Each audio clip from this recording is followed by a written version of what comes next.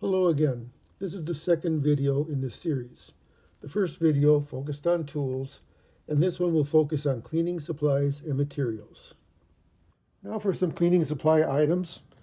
This is just one of my old t-shirts. They're nice, they're still nice and soft, and as they start wearing out and getting holes in, I'll keep one down here, wipe my hands off or wipe grease off of things or whatever.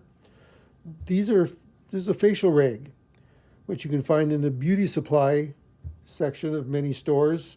I believe they're the same type of rag that women use to take off makeup, and they're just nice and soft. I suppose any type of microfiber rag could do the job, but I do like these. They serve as almost a polishing cloth too in a lot of purposes.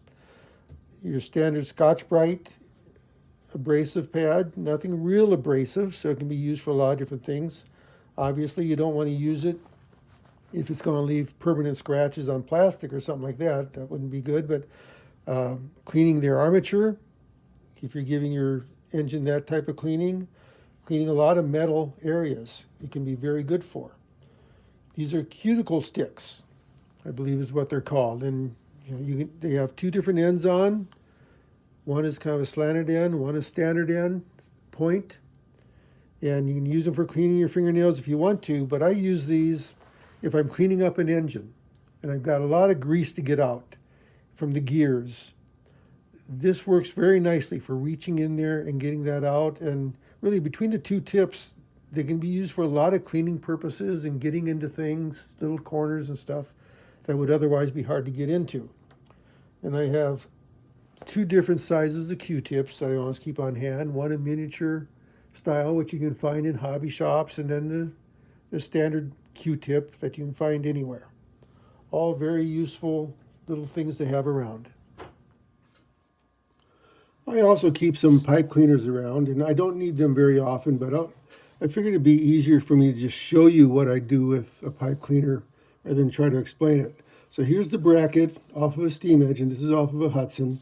And as many of you know, a brush goes in each one in a spring, and then that gets held in, and that brush comes through and it contacts the armature. Well, I've had some situations where so much carbon built up inside that slot that the brush wouldn't move freely. So it wouldn't contact the armature properly, and of course the train wouldn't run right. So I spray a little contact cleaner in there, run a pipe cleaner through there a few times, and the problem is solved. Very simple solution that seems to work very well. Keep a variety of brushes around of different shapes and sizes. Most of these are just standard paint brushes. This one is a soft toothbrush, a soft metal brush here that can be used on certain metal uses. And then these 1.5-inch paint brushes, I'll talk about those more in the next section where I talk about some cleaning supplies, cleaning materials. I also like having some latex gloves around. Sometimes you're dealing with things that are really, really greasy and oily, and it's just as nice not having to work so hard to get your hands clean afterwards. Here are some cleaning solutions that are very commonly used by hobbyists. First of all, if you have something that you want to get cleaned up better, or if you bought something new that's a bit dirty, just soaking it for a while in clear dish soap could clean a lot of that grime off and help loosen it up. Now, if it's too tough, if it's greasy or oily or really thick and heavy, then go ahead and go with the blue-green Dawn. Let that soak for a while too, maybe even overnight. And these are both very friendly as far as the surface goes. They're not going to scratch things up or harm the surface in any way. Go ahead and use them as you need to.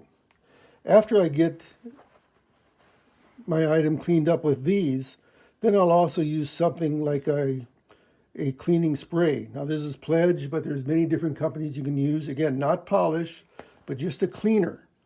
And one idea I heard about recently on a YouTube that I really like is, instead of spraying this directly onto the train or the car or whatever you're cleaning, spray it onto the brush. And then go ahead and brush it on. And of course you want a very soft brush, but brush it on that item. You can have a soft rag to wipe off the excess. I like this. It really gets in all the nooks and crannies, and it just applies it very evenly. Then sometimes when I'm done with this, I'll use end dust and do the same thing. Just put it on the brush, spray it on the item, take off the excess with a rag, and that just helps give it a little extra shine to it, brings back some of that luster that may have disappeared, and I like doing those. Now I do know some guys even go farther than that. Like I've heard of some people who use brake fluid to help restore the luster. If you feel comfortable doing that, go ahead and do it. People have had good luck with it apparently. I don't feel comfortable with it. It's not a product I'm familiar with, so I won't. But again, if you feel comfortable with it, go ahead and do it. I have used alcohol a lot over the years. If you watched my video on cleaning track and cleaning the wheels, I use this a lot for track cleaning and cleaning wheels. But then I recently saw a video and also heard from a viewer who said mineral oil actually works better. And this is not mineral spirits, but mineral oil. And according to that video, mineral oil has much better electrical conductivity than the alcohol does. So especially on track and especially on metal wheels that are conducting electricity, the mineral oil is something I'm starting to use a lot more, and I think I'm liking it. The electrical contact cleaner, if you're working with a reverse unit in your train, just spraying some of that in that reverse unit can help clean that out. Maybe you won't have to take it apart and give it a real good cleaning, which that can be a bit of a hassle. Sometimes it has to be done. But if a cleaner will do it, as well as some other electrical contacts, great. Just make sure you give it a little time to evaporate, because this is mildly flammable, but it's not a big problem. Just spray it in there, let it sit for a few minutes, it'll evaporate, and it's fine, and it does a very nice job. WD-40, one of the best uses I've heard used for this, and actually people use this for a lot of stuff. But if you have a smoke unit, you just bought a train, maybe the smoke unit hasn't been run in many, many years, the fluid in there can start gelling up.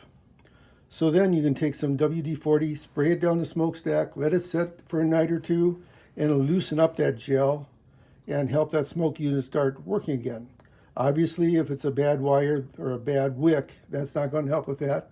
But if it's just gummed up, the WD-40 can be good with that. And it can also be used to restore the look of some things. I recently bought some cast iron toys, some pretty nice toys, but they were dull.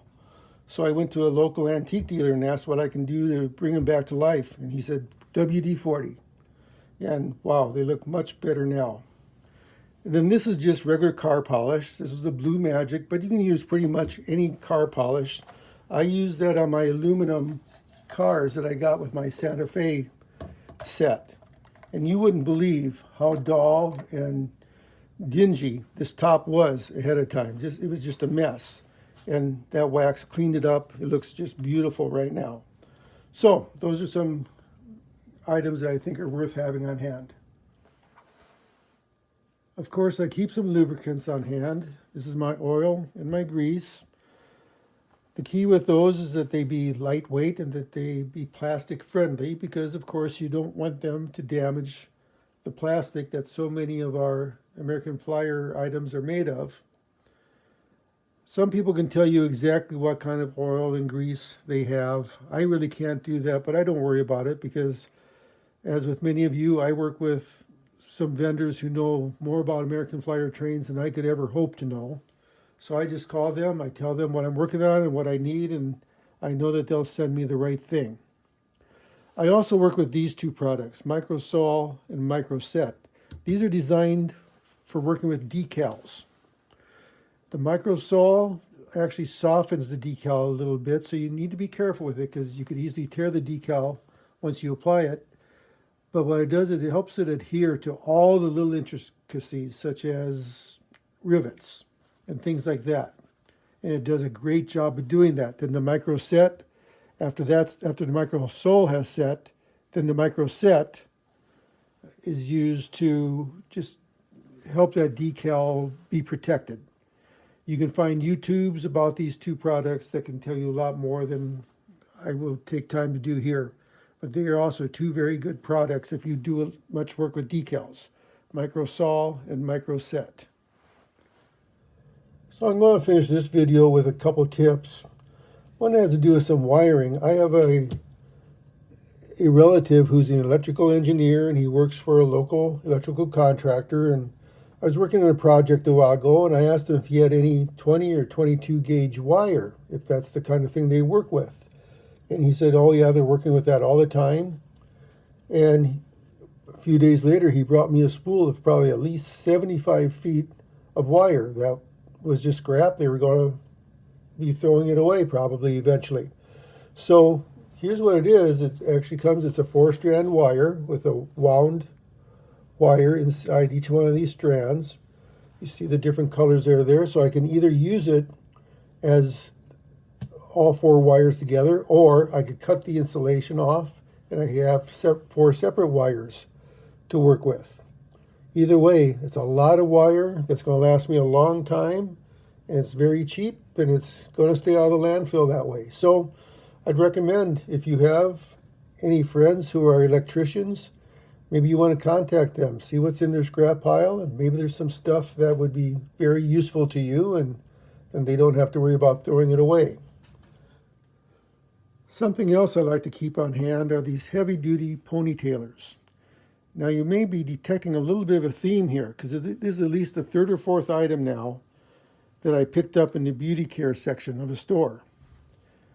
My portable layout has track that are all screwed down, so they're not going anyplace. But when I do a temporary layout on the floor or on a tabletop, sometimes the track don't want to stay together so well.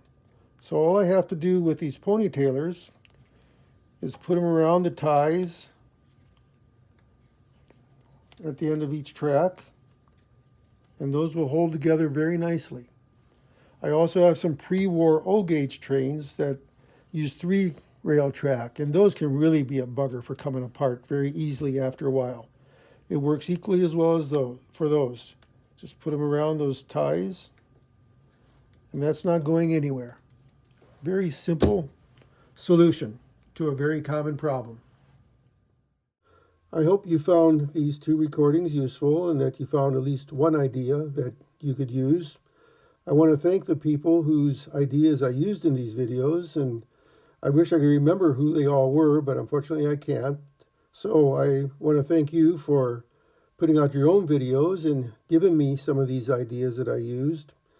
And as I said earlier, please share your other ideas that any of you may have, because we all need to learn together. Thanks for watching.